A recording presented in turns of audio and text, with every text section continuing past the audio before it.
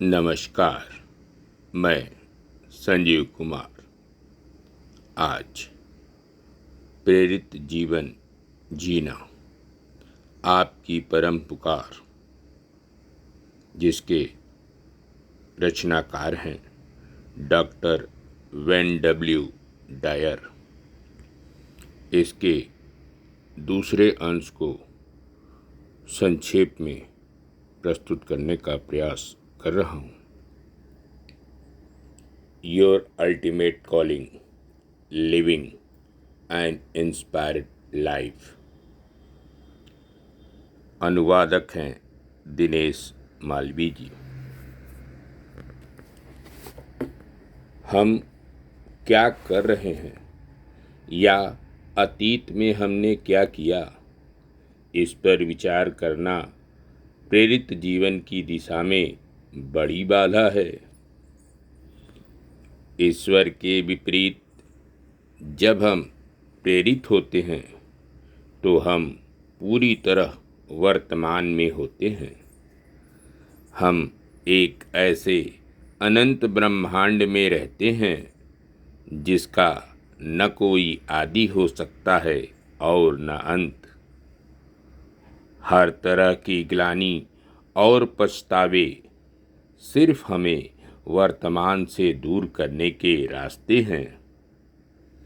हम वर्तमान में रहकर ही स्पिरिट के साथ फिर जुड़ पाते हैं। यदि हम इस पवित्र क्षण को अतीत की बातों पर पछतावा करने में बिता देते हैं तो हम आनंदपूर्ण, प्रेमपूर्ण, शांतिपूर्ण वर्तमान क्षण में नहीं रह पाते।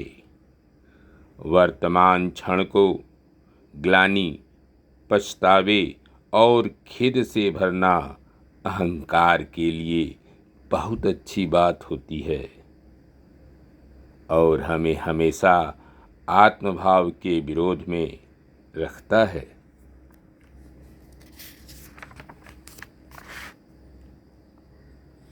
जो लोग आत्मा का अनुभव कर लेते हैं वे इसे आश्चर्य की तरह देखते हैं। अन्य लोग इसके बारे में बोलते हैं, लेकिन अनेक लोग इसे सुनकर भी नहीं समझते। इस भौतिक जगत को एक भ्रांति के रूप में देखने से आप इसे अधिक आनंद के साथ जीते हुए प्रेरित रह सकते हैं। आप और दूसरे सभी लोग रोजाना जिन परिस्थितियों को महत्व देते हैं उन पर हंसना सीखिए। शाश्वत परिप्रेक्ष्य में यह भी गुजर जाएगा, सदैव याद रखें। जो भी चीज़ स्पिरिट नहीं है, जैसे भय, बीमारी, चिंता, शर्म, क्रोध आदि, सिर्फ हंसने के लायक हैं।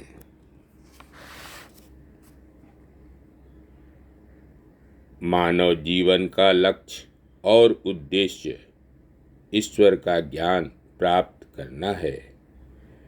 Aldous Huxley. जब आप प्रेरित होते हैं आपकी चेतना का हर दिशा में विस्तार होता है। सबको सदैव आत्मभाव में रहना चाहिए। इस भाव में रहकर मैं यही जानता रहा कि जीवन में जो भी हो रहा है वह दैवी कृपा है, यहाँ तक कि संघर्ष भी। पतंजलि के अनुसार जब आप प्रेरित होते हैं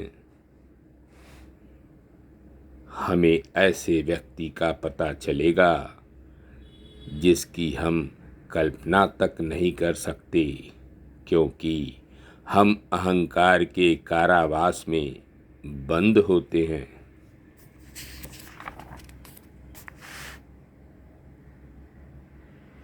आप इस मंत्र को जितनी बार संभव हो दोहराइए और इसे एक अनुष्ठान रिचुअल बना लें कि इस बात को सिर्फ आप जानते हैं।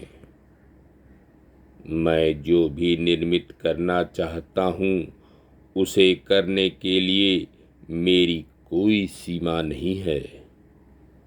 इन शब्दों को दोहराकर आप पाएंगे कि आप स्पिरिट के सर्वव्यापक सत्य और यथार्थ के संसार में जा रहे हैं। सुप्त शक्तियों को जगाने की अपनी योग्यता को विकसित कीजिए। वास्तव में शक्तियाँ कभी सुप्त नहीं होती। वे आपके लिए तब काम करती हैं जब आप उनकी स्पंदनशीलता के साथ जुड़ जाते हैं। याद रखें, चमत्कार वहीं होता है जहां इसकी प्रबल आशा होती है। मिसे लेंगेलो के अनुसार हमारे लिए सबसे बड़ा खतरा अपने लिए बहुत ऊंचा लक्ष्य तय करना और उसे प्राप्त नहीं कर पाना नहीं है। अपना लक्ष्य नीचा निर्धारित करके उसे पा लेना खतरा है। जब आप इस शरीर में आने से पहले आत्मभाव में थे तो आपका लक्ष्य ऊंचा था और अपेक्षाएं ईश्वर की तरह थीं। वाल्ट विट्समैन के अनुसार हमारे मानवीय आत्मा में कदाचित सबसे गहरा और सबसे शाश्वत विचार ईश्वर का ही है, जो नैतिक अधिकार के विचारों और पहचान की अमरता में विलीन है। यह विचार महान और किसी भी अन्य चीज से अधिक महान है।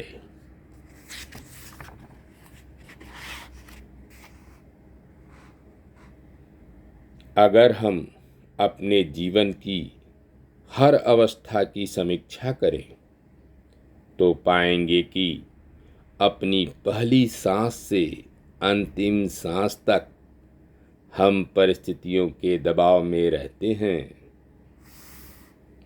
इसके बाद भी हमारे पास सबसे बड़ी स्वतंत्रता है। ब्रह्मांड की नैतिक व्यवस्था के साथ अपनी अंतरात्मा की संगति बैठाने और इससे हर तरह की बाधाओं के बावजूद मन की शांति की शक्ति प्राप्त करने की स्वतंत्रता।